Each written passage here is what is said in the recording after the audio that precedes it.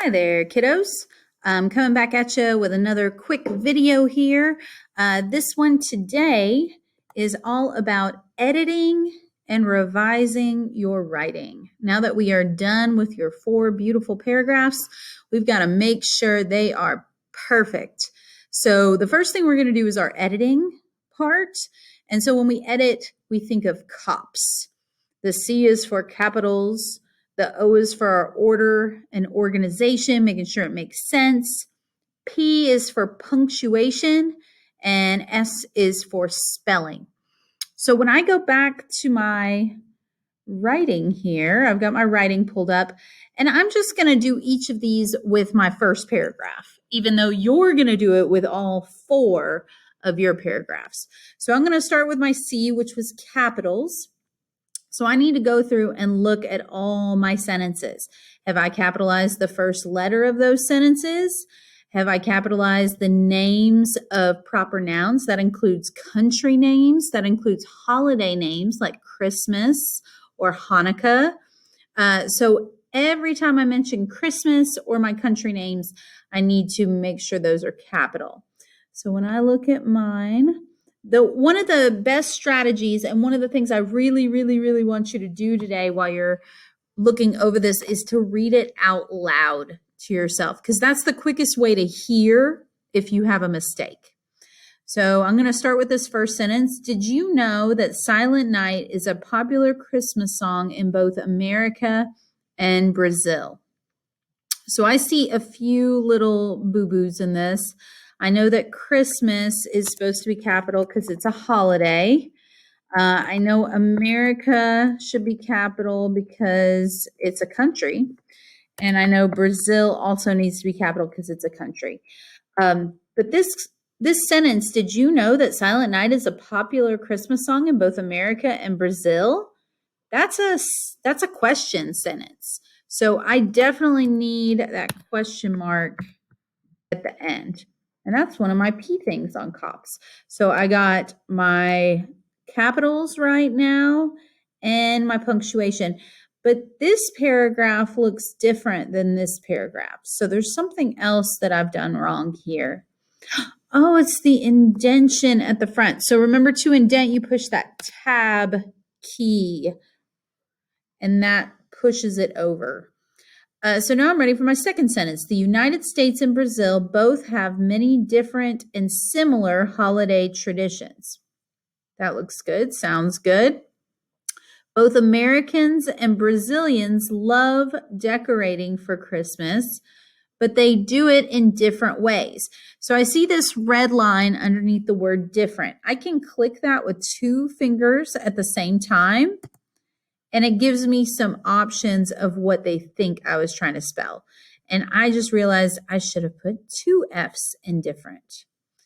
Also, while both countries have very different traditions, they have many in common as well. That sentence looks great, but I know that my teacher told me that also is one of those introductory words, so I need to put a comma after that. You might be surprised how many holiday customs both America and Brazil has in common. Oh, that doesn't seem right. And then there's a blue line under has. If I use 2 fingers to click on that, it shows me that I should say have in that case. So a lot of times it'll help you along the way. If you see that red line or that blue line, click with 2 fingers and it'll probably give you the right answer of what you need to change it to. So I've edited my first paragraph, but I still haven't revised it. So when I look at the revising, I have to think of arms. So things I can add, things I can remove, things I can move, or things I can substitute.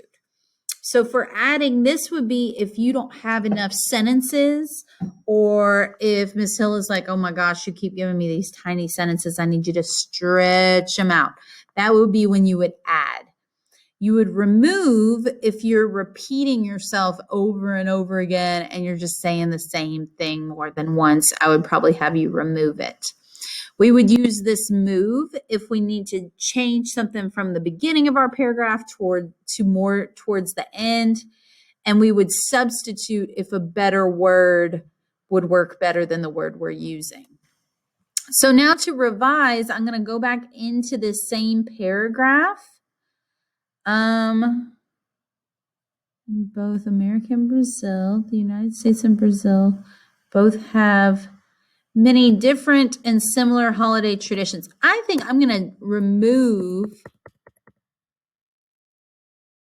different and similar because I say that a lot in this essay. So instead, I'm going to say the United States and Brazil both have many holiday traditions, which is fine. I'm still in my introduction, right? I'm still introducing. Both Americans and Brazilians love decorating for Christmas, but they do it in different ways. So I think that's good. Also, while both countries might have, see, I keep saying different. I need another word for different. So I'm going to go up here and open a new tab and put in different synonyms. Because remember, synonyms are those words that mean the same thing. So here are some other words that mean the same as different. Contrasting, that's a good one. So this second one where I say different 2 sentences in a row, I'm going to say contrasting.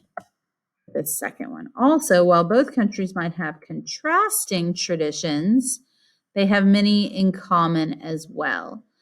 You might be surprised how many holiday customs both America and Brazil have in common. Oh, I said have in common 2 sentences in a row. So I'm going to try that up here, in common synonyms, and see what comes up. Let's put same or alike. Very same, one and the same, twin, paired. What if we put alike synonyms? Similar, identical, uniform, interchangeable. Those are all good. So let's see which ones would work for mine. You might be surprised how many holiday traditions both America and Brazil have that are similar, that are alike. I think I like alike better. All right, so you've watched me both edit and revise this first paragraph. I only did one. You are going to do all 4 of yours. When you think it is picture perfect, you are going to come back to the meeting and let me know that. And I will tell you if you are released to go on to your seesaw and your deer time. I can't wait to check out your editing and revising, and I will talk to you soon. Bye.